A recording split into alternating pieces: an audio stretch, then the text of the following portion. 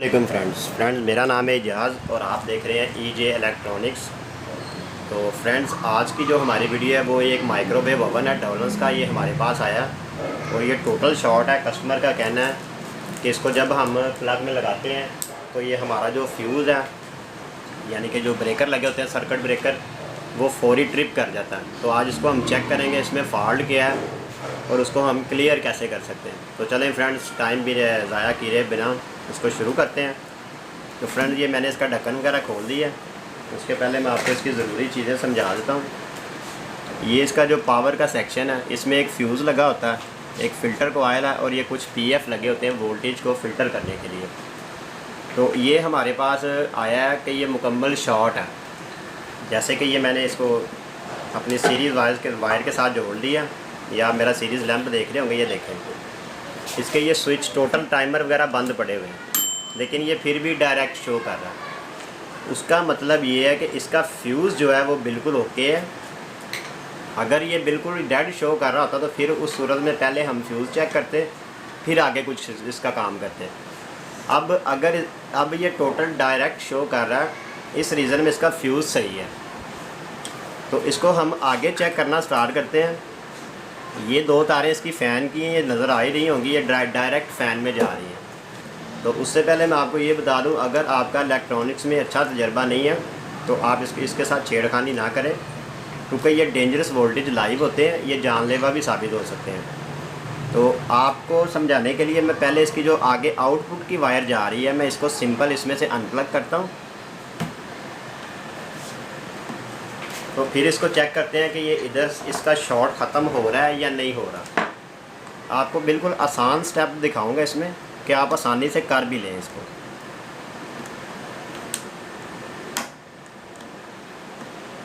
ये मैं इसकी आउट की जो वायर है जो आगे जा रही है, आउटपुट जिसको कहते हैं, ये देखें, ये मैं इसको उतार दिया मैंने। अगर हम वोल्टेज देंगे तो वो इसी किट की महदूद तक रहेंगे जो फ़िल्टर इसका सर्किट लगा हुआ है फ़िल्टर करने के लिए, ये जो फ़िल्टर के लिए। तो अब मैं इसको सीरीज़ में प्लग करता हूँ तो ये देखें, ये डायरेक्ट शो नहीं कर रहा। उसका मतलब ये है कि यहाँ तक हमारा जो काम है ये बिल्कुल ओके है। इसको मैं उतार देता हूँ। अब हम दोबारा इसके अंदर वो जो तार उतारी थी आगे सप्लाई की, ये आगे 220 करंट जो जाता है टाइमर को, इसके ये सादे वाला माइक्रोवेव ओवन है। कुछ इसमें डिजिटल वगैरह भी आए हुए हैं, वो भी तरीका कार जो है तकरीबन सेम ही होता है, थोड़ा सा डिफरेंस होता है, वो जो करने वाले हैं उनको समझ आ जाती है। तो मैं इसकी ये जो वायर है ये इसको वापस लगा देता हूँ, फिर इसके आगे हम चेक करते हैं। ये मैंने लगा दी, ये देखिए मैं दोबारा लगाता हूँ, ये फिर शॉर्ट शो कर रहा है। उसका मतलब ये हुआ कि यहाँ तक हमारा काम ठीक है, इससे आगे ख़राब है। अब आगे इसके काफ़ी चीज़ें लगी हुई हैं, अगर आपको कैमरे में नज़र आ रही हो, ये 220 वोल्टेज इधर से आते हैं, ये टाइमर में चले जाते हैं। ये जो इसके आगे जो स्विचेस वगैरह लगे होते हैं टाइमर वगैरह, जिसके साथ हम इसका टाइम सेट करते हैं, ये इसके अंदर वायर्स चली जाती है इधर से आगे सीधी। उसके बाद जो है ये होके इसके अंदर ये माइक्रो स्विचेस वगैरह लगे होते हैं। मैं माइक्रो स्विच आपको दिखा भी देता हूँ। जिपी स्विच भी इसको बोलते हैं, माइक्रो भी बोलते हैं। ये कुछ इस टाइप के होते हैं, ठीक है। अगर 3 पॉइंट वाला होगा तो उसको हम 2 वे में गिनेंगे, यानी कि डबल ऑन और ऑफ दोनों साइड पे काम करेगा। कुछ के सिर्फ 2 पॉइंट होते हैं, उसको हम सिंगल में गिनेंगे, वो खाली ऑन के ऊपर काम करेगा। और कुछ ऐसे इसके उलट बने होते हैं, वो खाली ऑफ़ पे काम करते हैं और जैसे हम उसको प्रेस करते हैं वो ऑफ़ हो जाते हैं। वो भी यूज़ होते हैं, वो भी किसी ना किसी माइक्रोवेव में लगे होते हैं। हर कंपनी का अपना एक डायाग्राम होता है। तो फ्रेंड्स, यहाँ तक ये क्लियर हो गया। अब अगर आप वीडियो में देख रहे होंगे, ये 2 वायर आपको ट्रांसफार्मर के साथ लगी नज़र आ रही है। उससे पहले मैं आपको बता दूँ, ये इसकी मैग्नेट्रॉन गन है, ये इसका पावर ट्रांसफार्मर है, ये पावर कैपेसिटर लगा हुआ है जिसको बूस्टिंग कैपेसिटर भी बोलते हैं, साथ एक डायोड लगा हुआ है। 1 2 3 और ये चौथा डायोड। ये 4 चीज़ें इसके पावर के इस्तेमाल में होती हैं और ये इंतहाई डेंजरस वोल्टेज इसमें होते हैं। इसको इंतहाई एहतियात के साथ चेक करना चाहिए। मैं भी फ़िलहाल इसको नहीं छेड़ रहा, इसको हम बाद में चेक करेंगे। उससे पहले हम ट्रांसफार्मर की जो 2 मेन वायर्स जो ट्रांसफार्मर को करंट की लगी हैं, जो इसमें से होके आती हैं टाइमर में से, और इसके फ्रंट के पैनल जो जिपी स्विचेस वगैरह है उसमें से होके आती है, हम पहले इसको उतारेंगे, चेक करेंगे। अगर तो हमारा शॉर्ट ख़त्म हो गया तो फिर हमारा टाइमर और ये जिपी स्विचेस जो पैनल का सारा काम है वो ओके है। इन 3 चीज़ों में से हमारी कोई एक चीज़ ख़राब है। अगर तो ये उतारने से भी इसका वो शॉर्ट ख़त्म नहीं होता तो ये कंफर्म है कि हमारा फॉल्ट जो है वो इसी जो है सेक्शन में है, इसी एरिए में। फिर हम सिर्फ इसको वेरीफाई करेंगे, आगे बाद में चेक करेंगे इसको क्लियर करने से पहले। ये देखें, ये मैं उसकी 220 की मैंने तारें उतार दी। ये देखें, ये आपको नज़र आ रही होंगी, ये दोनों तारें मैंने उतार दी जो ट्रांसफार्मर को 220 की आ रही थी। ये उतार के मैंने साइड पे कर दी इसको एहतियात से कि ये बॉडी के साथ ना लग जाए। अब मैं अपना सीरीज़ का जो लैंप है वो इसमें लगाता हूँ। ये देखें, ये उतारने के बावजूद शॉर्ट शो कर रहा है, यानी कि डायरेक्ट जिसको हम बोलते हैं। इस रीज़न की वजह से इसका बार बार ब्रेकर गिर रहा है, और यहाँ अगर फ्यूज़ लगा होगा तो बार बार फ्यूज़ भी उड़ेगा। लेकिन उनके ब्रेकर लगे हुए हैं इसलिए इसका अपना फ्यूज़ नहीं उड़ा, उनके ब्रेकर फौरी बंद होते रहे, नहीं तो इसका अपना फ्यूज़ भी उड़ जाता अगर पीछे ब्रेकर ना लगे होते, सर्किट ब्रेकर जिसको बोलते हैं, MCB भी कुछ बोलते हैं।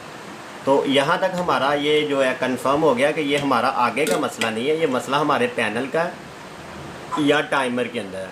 तो टाइमर को चेक करने से पहले हम इसका ये पैनल खोलेंगे, पैनल खोल के इसको चेक करेंगे, बाद में हम कोई काम करेंगे इसके अलावा।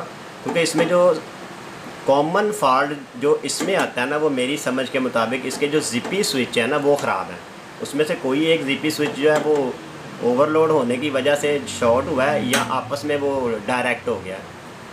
ओपन होता तो ये चलता ना, ये डायरेक्ट हो गया। अक्सर स्पार्किंग हो जाती है तो डायरेक्ट भी हो जाते हैं। तो सबसे पहले हम उसको चेक करेंगे, अगर तो उनमें से कोई ख़राब है तो हम उसको चेंज कर देंगे, तो फिर हम आगे चेक करेंगे। यहाँ तक हमारा क्लियर हो गया कि हमारा फॉल्ट आगे नहीं है। अब हम इसके पैनल को खोलेंगे। पैनल को खोलने के लिए सबसे पहले आपने इसका ये मेन गेट का बटन खोलना है ताकि इसके लॉक इसके अंदर से निकल जाए, क्योंकि ये जो पैनल होता है ये लॉक डायरेक्ट इसके अंदर लगे होते हैं। ये आपको वीडियो में नज़र आ रहा होगा, वो जो लॉक होते हैं गेट के वो सीधे इसके ऊपर आके ZP स्विचेस के साथ कनेक्ट होते हैं, जो इसको दबाते हैं तो ये चलते हैं। उसके बाद मैं ये टाइमर की जो 2 तारें हैं ये भी उतार देता हूँ, और मैं ये इसका जो सर्किट लगा हुआ है इसको मैं बाहर निकाल के तो फिर आगे आपको चेक करवाता हूँ।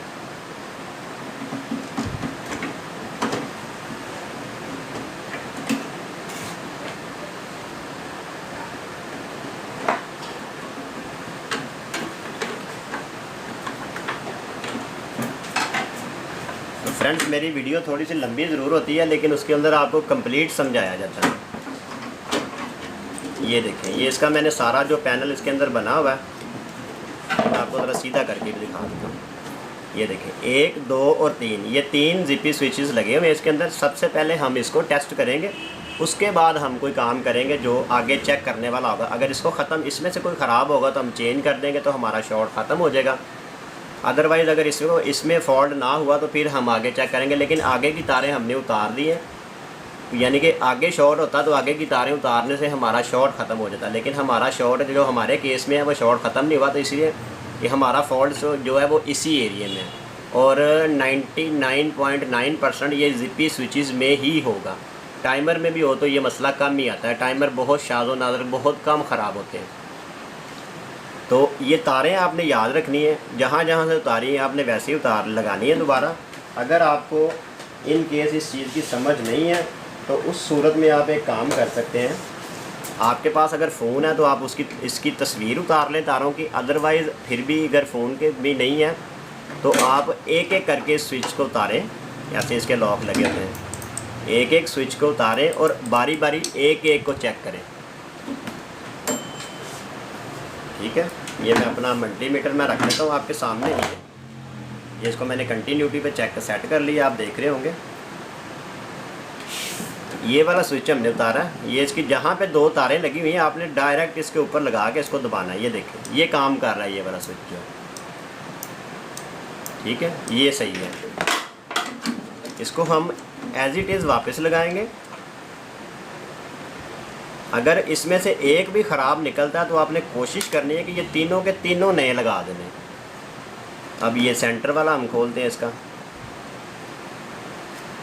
ताकि वो ज़रा अच्छा चल जाएगा, फिर कंप्लेन नहीं आएगी, तीनों नए हो जाएंगे। तो ये मैंने दूसरा उतार लिया। तो ये देखें फ्रेंड, ये मुझे ख़राब लग रहा है, ये बिल्कुल डायरेक्ट हुआ पड़ा।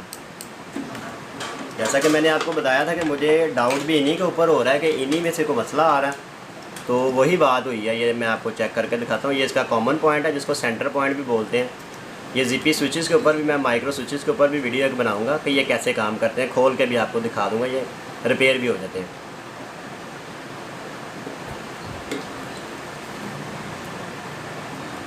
ये देखें ये डायरेक्ट हुआ पड़ा आपस में, जिस वजह से ये बार बार इसका वो शॉर्ट शो कर रहा था और ब्रेकर गिर रहा था।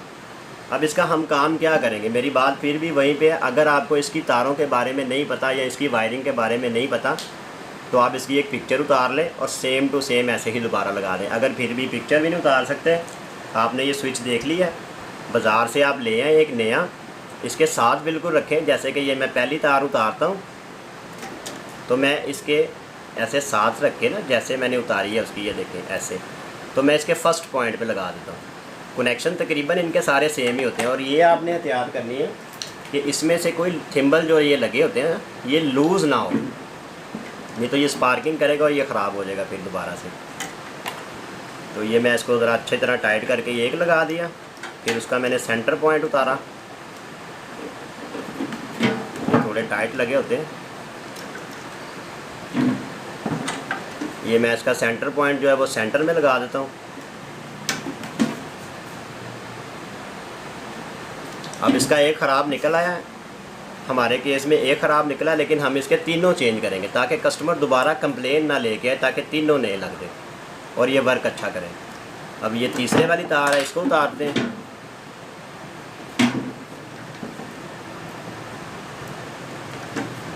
तो ये मैंने तीनों लगा दी, ये हमारी लग गई, ठीक हो गया। ये देखें ये चल भी रहा। इसको हम जैसे उतारा था अगेन इसको मैं दोबारा उसी तरह फिटिंग कर दूंगा इसके अंदर, ठीक है। ये लग गया। अब ये हमारा जो थर्ड नंबर वाला नीचे वाला था ये रह गया, इसको भी हम निकाल के चेक करते हैं।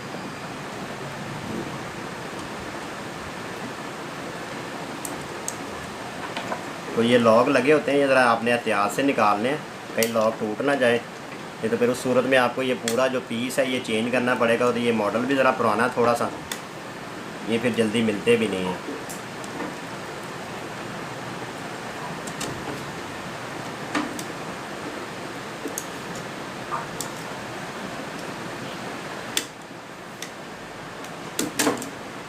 ये भी हमने निकाल लिया। ये देखें ये मुझे ठीक लग रहा है, लेकिन अदरवाइज़ मैं कोशिश करूँगा कि मैं इसको भी चेंज कर दूँ। ये कोई इतने महंगे नहीं होते। ये देखें ये वाला भी सही है, सिर्फ एक सेंटर वाला ख़राब था और ये जो हमने निकाल दिया, इसको मैं साइड पे कर देता हूँ। तो ये जो हमने ख़राब निकाला इसको भी मैं चेंज कर दूँगा। इससे ये होगा कि अगर इन केस इसमें कोई मसला आ भी जाता है, जैसे कि हमने नया लगाया वो चलता रहेगा, और दूसरे में अगर कोई इशू आ जाता तो फिर वो उसको भी कस्टमर लेके आएगा कि ये भी हम मसला कर रहा है। तो मैं कोशिश करूँगा कि मैं इसको चेंज ही कर दूँ, ठीक है। बोला तो हुआ ही है, जो टाइम लगना वो तो लग ही जाना। ये मैं इसके लिए सारे ले आया था, तो हम इसको सबको चेंज कर देंगे एक ही दफ़ा। ये जो हमारा मैंने अब उतारा है ये वाला, ये हमारा ऑन के ऊपर लगा हुआ है, ठीक है। एक ऑफ़ के ऊपर होता है, एक ऑन के ऊपर होता है। ये ऑन के ऊपर लगा हुआ है, आपने ये ध्यान रखना है। कनेक्शन जैसे जैसे उतारेंगे सेम वैसे वैसे लगाने। इसके ऊपर थिम्बल लगे होते हैं, लेकिन इसके ऊपर अब वो टांके लगे हुए काविये के, तो मैं इसको काविये के साथ अगेन टांके लगा दूँगा। ये खाली ऑन के ऊपर लगा हुआ है, इसका कोई इशू नहीं है। ऊपर वाली तार नीचे लगा दें या नीचे वाली ऊपर लगा दें, चल जाएगा, कोई इशू नहीं होगा इसका। जो डबल होता है जिसके अंदर 3 तारें लगी होती हैं उसकी सेम टू सेम लगानी पड़ती हैं।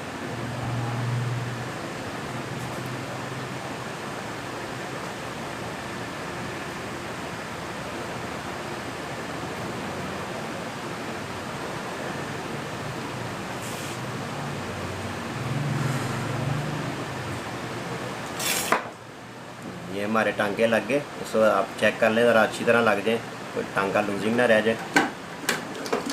इसको हम वैसे ही उसके अंदर दोबारा जो है वो प्रेस करके दबा देंगे जैसे निकाला था, ठीक हो गया। अब ये ऊपर वाला रह गया था, इसको भी निकाल के हम जो है इसको भी चेंज कर देते हैं। क्योंकि ये जो मैनुअल ओवन होते हैं उनमें ज़्यादातर ये जीपी स्विचेस के फॉल्ट आते हैं, ठीक है। ये भी ऑन के ऊपर लगा हुआ है, ये आपने याद रखना है। ये कॉमन पॉइंट है, ये नीचे वाला ऑन होता है, ऊपर वाला ऑफ होता है, ठीक है।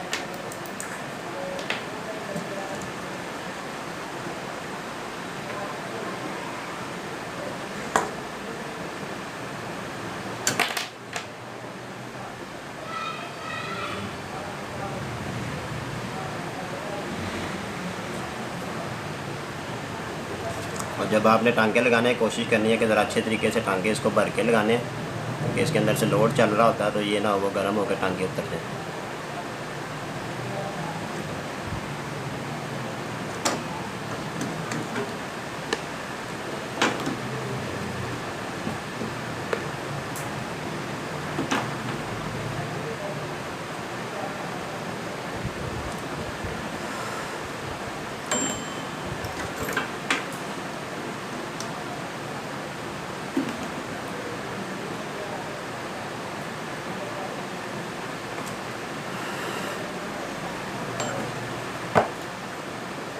ठीक है, ये हमारे टांके लग गए हैं। अब जैसे खोला था हम उसको वैसे ही दोबारा इसके अंदर फिटिंग कर देंगे। अब इसका पैनल जो है हम वापस लगा के तो फिर इसको चेक करेंगे कि अब इसका शॉर्टेज जो है वो ख़त्म हुई है या नहीं। तो जैसे हमने इसको खोला था हम अगेन उसकी फिटिंग कर देंगे। ये मैं साइड पे कर देता हूँ।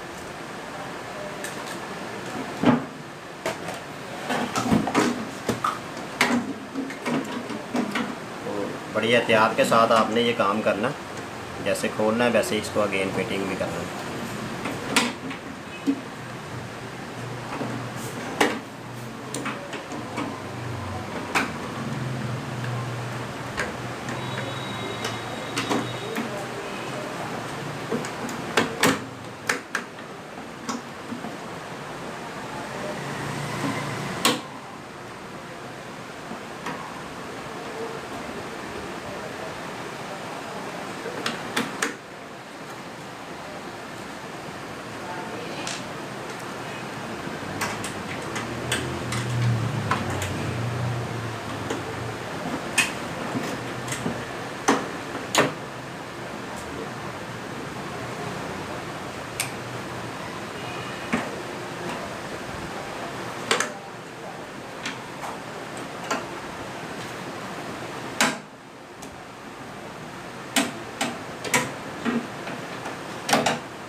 इसके ऊपर हम और भी वीडियोस वगैरह बनाते रहेंगे कि जैसे मैग्नेट्रॉन कैसे चेक की जाती है, इसका हाई वोल्टेज का ट्रांसफार्मर कैसे चेक किया जाता है। ये भी एक बहुत बड़ा मसला होता है। अक्सर जो नए होते हैं, मेरे मैकेनिक हज़रात जो नए हैं उनको नहीं पता होता है इनके बारे में।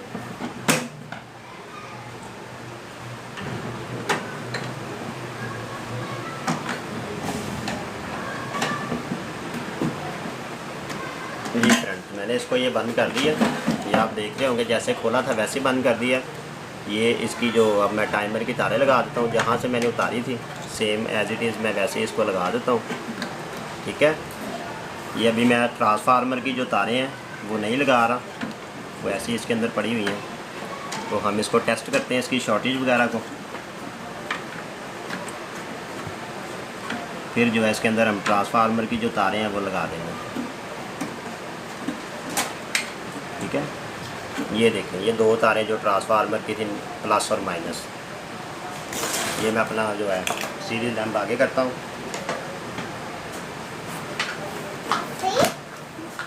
अब ये माइक्रोवेव की मैं तार सीरीज़ में लगाता हूँ। तो ये देखें ये इसका शार्ट ख़त्म हो गया।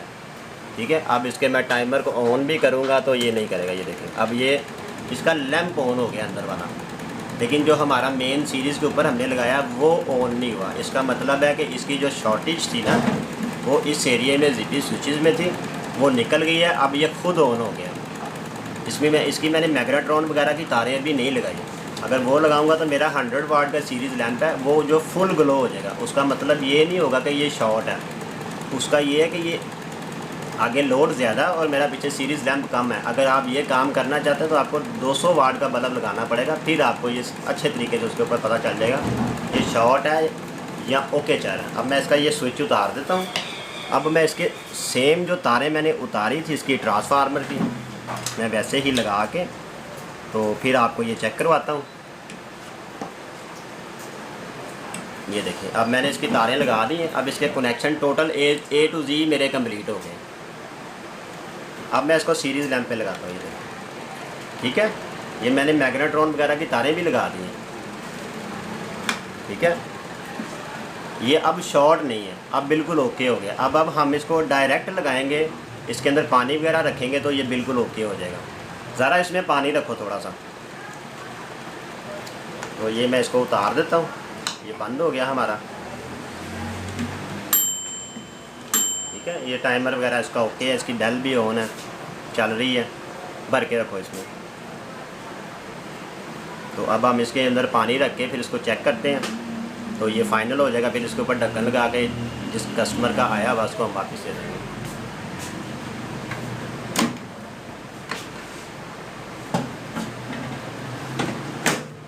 तो फ्रेंड्स, हमने इसके अंदर पानी रख दिया। मैं ये अपना जो है एम्पेयर मीटर जो है वो पकड़ लेता हूँ।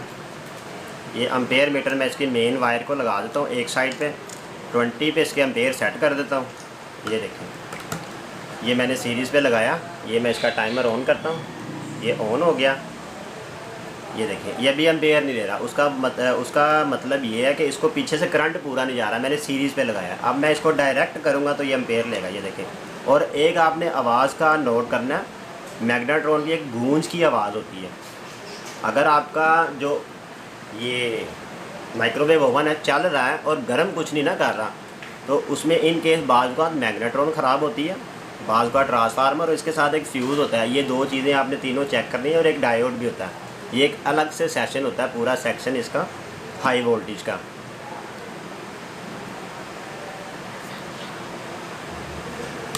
हाई वोल्टेज का एक मुकम्मल सेक्शन होता है इसके अंदर। इसके अंदर एक मुकम्मल हाई वोल्टेज का सेक्शन बना होता है, तो उसके ऊपर हम चेक करेंगे। तो ये मैंने मीटर लगा दिया। मेरा ट्राइपॉड थोड़ा दूर पड़ा हुआ, आपको नज़र आ रहा होगा, ठीक है। पहले सीरीज़ में लगाया। ये शॉर्टेज हमारी जो है टोटल इसके अंदर से कंप्लीट हो चुकी है, ठीक है।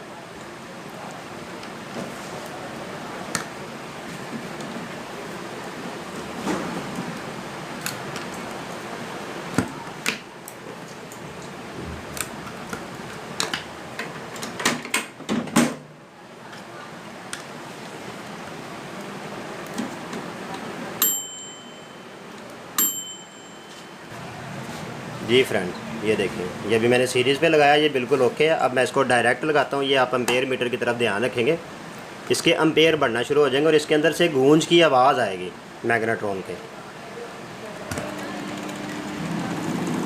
ठीक है। महसूस हुई आपको गूंज की आवाज़, और साथ ही ये 5 एम्पेयर पे चला गया, ठीक है। 4.5, 5, 4.5, 5। ये मैं आपको थोड़ा क्लोज़ करके भी दिखा देता हूँ। ये देखें, अगर आपके केस में ये सारा चल रहा है और हीट नहीं कर रहा ना, आपने इसके एम्पेयर मीटर लगा के एम्पेयर चेक करने हैं। कहीं ये 2-2.5 एम्पेयर तो नहीं ले रहा, 1-1.5 तो नहीं ले रहा। अगर इस सूरत में कर रहा है तो आपका ये आगे वाला सेक्शन ख़राब है, मैग्नेट्रॉन, ट्रांसफार्मर, फ्यूज़ या उसका डायोड। ये चारों चीज़ों में से कुछ एक ख़राब होगा। अगर ये एम्पेयर 5 या 6 ले रहा है और फिर भी हीट नहीं कर रहा, तो ये सिर्फ आपकी मैग्नेट्रॉन ख़राब है और कुछ भी ख़राब नहीं, जिसको हम गन बोलते हैं। तो अगर एम्पेयर कम ले रहा है तो फिर आप कोशिश करें, सबसे पहले फ्यूज़ चेक करें, इसका कैपेसिटर और डायोड चेक करें। अगर एम्पेयर 5 ले रहा है, हीट नहीं कर रहा, तो फिर कंफर्म 100% इसकी मैग्नेट्रॉन ख़राब है,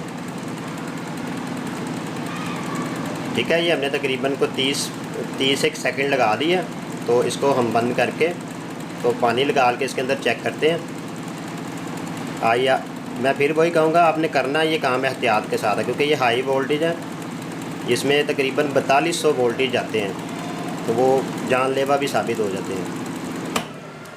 ये मैंने इसको निकाला, इसमें से मैं पानी निकालता हूँ। ये मैंने पानी निकाला, ये देखें धुआं उठ रहा है पानी के अंदर से। ये हमारा जो ओवन है ये बिल्कुल अब ओके हो गया। तो फ्रेंड्स, ये आज की हमारी वीडियो थी। वीडियो अच्छी लगी हो तो चैनल को सब्सक्राइब करें और अपने दोस्तों के साथ शेयर करें, और मज़ीद वीडियो देखने के लिए मेरी प्लेलिस्ट को चेक करें। मैंने मुख्तलिफ़ कामों की मुख्तलिफ़ प्लेलिस्ट बनाई हुई है अपने चैनल के ऊपर। आज तक के लिए इतना ही, मुझे दें इजाज़त। अल्लाह हाफिज़।